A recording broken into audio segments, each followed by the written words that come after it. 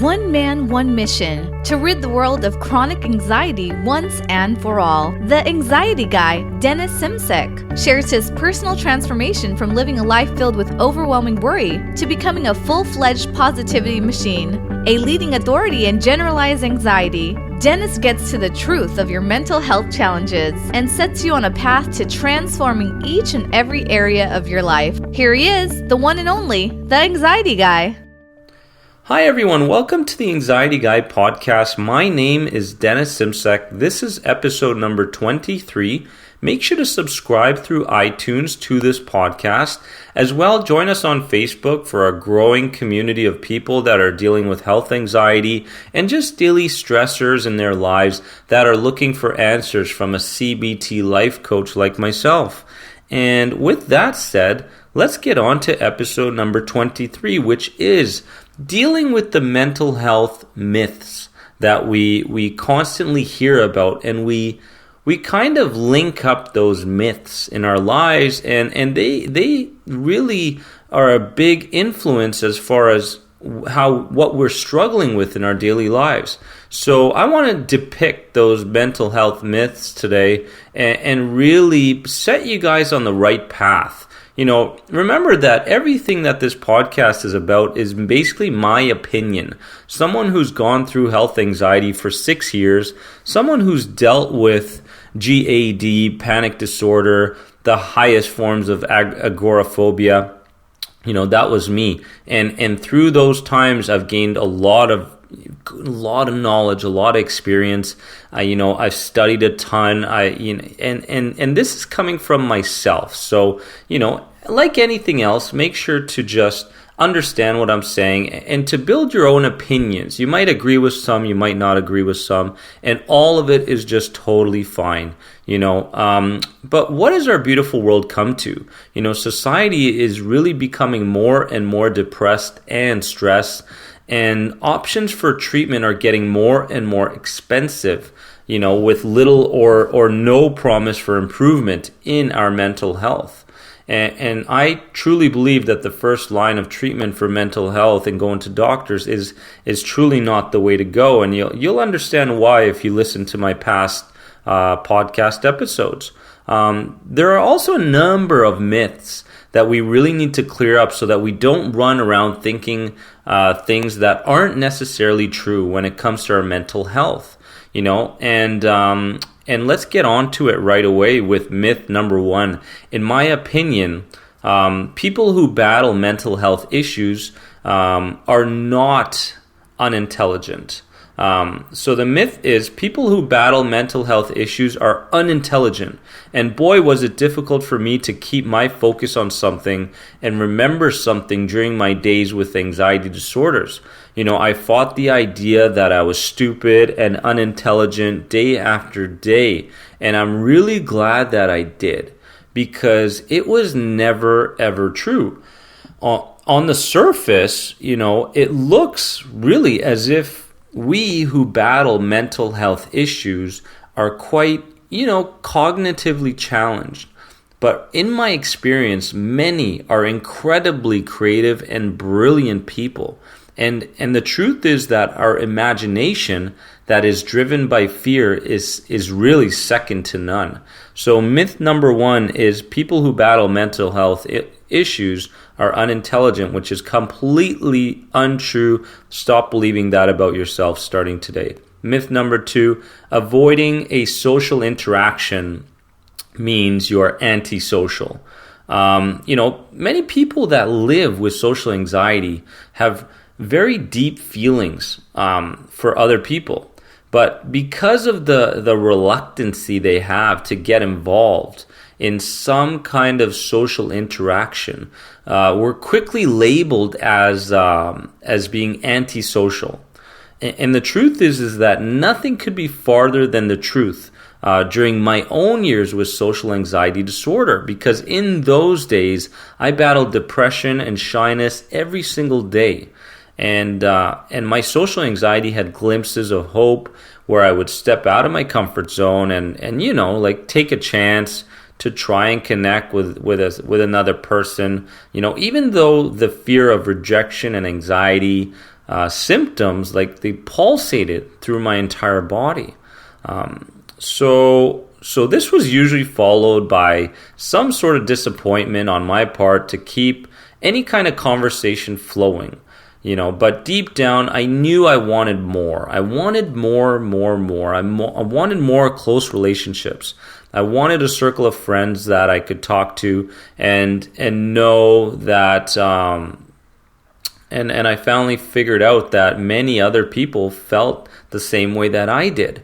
And if you're in the same situation as I used to be, understand this myth: avoiding a social interaction. It doesn't mean you're antisocial. Everybody does it. Take some weight off your shoulders and understand that you don't need to beat yourself up for not partaking in something. Understand that just happens. And if you don't feel like doing it, don't do it. But what I really would like you to do is spend some time improving yourself daily. And you can do that in a number of ways, just like you're doing with this podcast. And you should be extremely proud of yourself for continuing to listen to this podcast and getting these inspirational messages.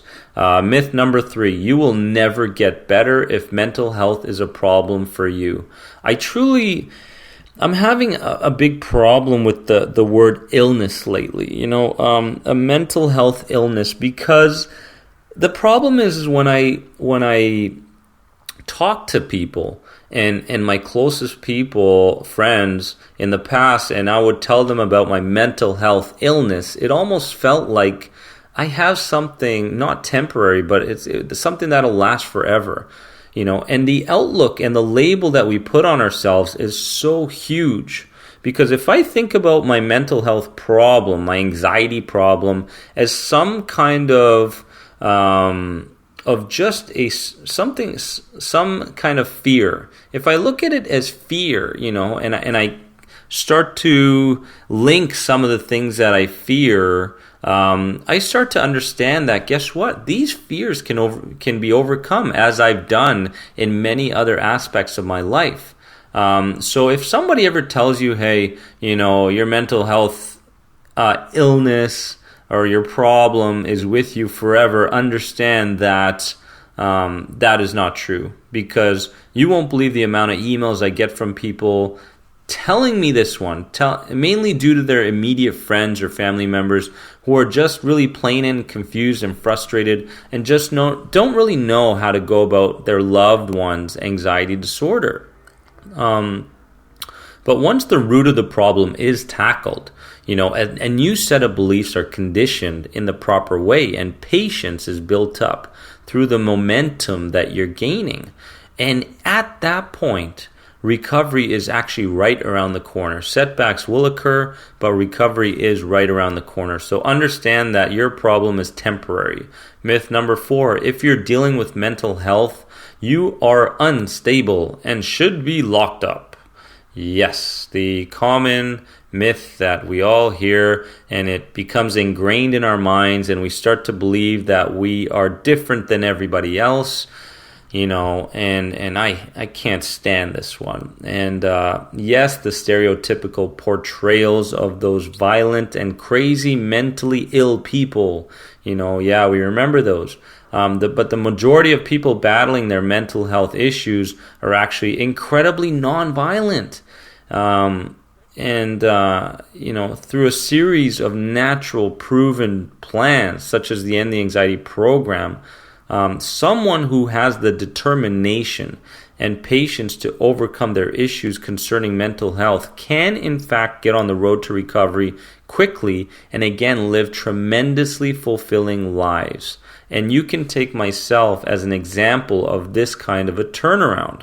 So unstable, should be locked up, blah blah blah, that's just whatever. Let's just put that in the past. Let's understand that these labels, the more we label ourselves, the more we think of ourselves as having this and having that, and this is who we are, and he has agoraphobia, he has this, he has that. I understand that we see our fear, we see the problem, but we don't go around talking about our labels. That is not who you are. That is not the identity of you. So what really happens with anxiety is we start to believe the identity that we make ourselves to look like. For me, it was like, the guy with anxiety, the guy with health anxiety. That was me. It was like, you see Superman on TV, and Superman is Superman. And when Superman comes out of his costume, and he's just a regular guy with a suit, he's still Superman. That's what he is. And with health anxiety, I could be, in my past, I could be at a dinner with some friends, and what's the label that I put on myself? What's my identity? The guy with health anxiety. I could be taking a shower. I'm the guy with health anxiety. I could be, at work. The guy with health anxiety. So we get so caught up in the label that we give ourselves. And I really hope that you can fight through that and understand that is not you. Myth number 5, as part of the support group for someone with a mental health problem, I am useless and can't provide any kind of help.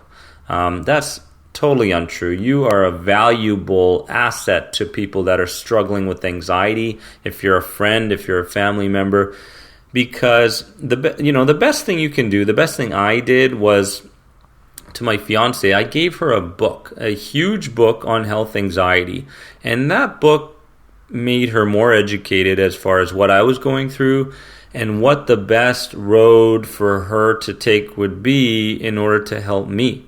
So the best thing you can do as someone who's supporting someone with anxiety is to become educated, to understand day by day, minute by minute, what these people are going through, what your family member is going through and such.